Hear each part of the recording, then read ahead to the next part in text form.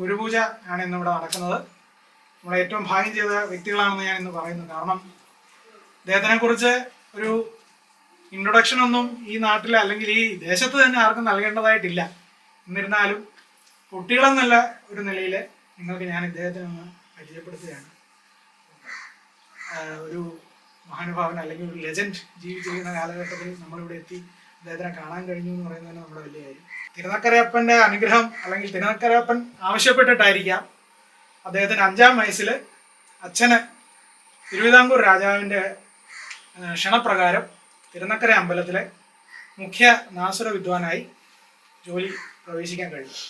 അങ്ങനെ 5-ാം വയസ്സ് തൊട്ട് കോട്ടയത്തിൻ്റെ സ്വകാര്യ അഹങ്കാരം മാറാൻ തുടങ്ങുകയായിരുന്നു തിരുവിഴ ജയശങ്കരൻ അദ്ദേഹം.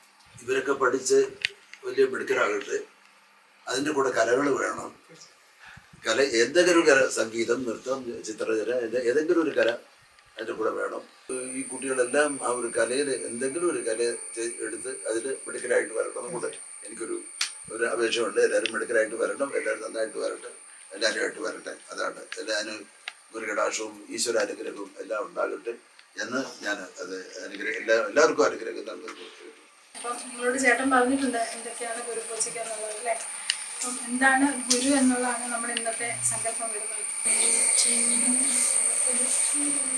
പ്രവർത്തി കർമ്മമാണ് അല്ലേ? നമ്മൾ ചെയ്യുന്ന കർമ്മത്തിലാണ് കാര്യമുണ്ടാവുന്നത്. ഓക്കെ. गुरुर्ब्रह्मा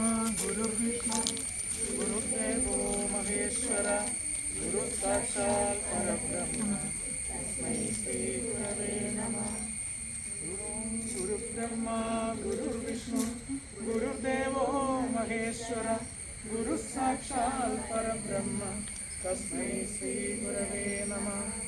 गुरुर्ब्रह्मा गुरुर्विष्णु गुरुर्देवो महेश्वर गुरु साक्षात् परब्रह्म तस्मै श्री गुरवे नमः.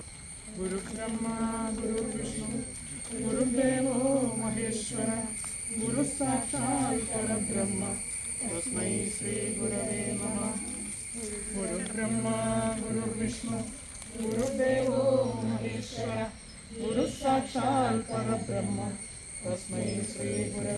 गुरुर्ब्रह्मा गुरुर्विष्णु गुरुर्देवो महेश्वर गुरु साक्षात् परब्रह्म तस्मै श्री गुरवे नमः. गुरुर्ब्रह्मा गुरुर्विष्णु गुरुर्देवो महेश्वर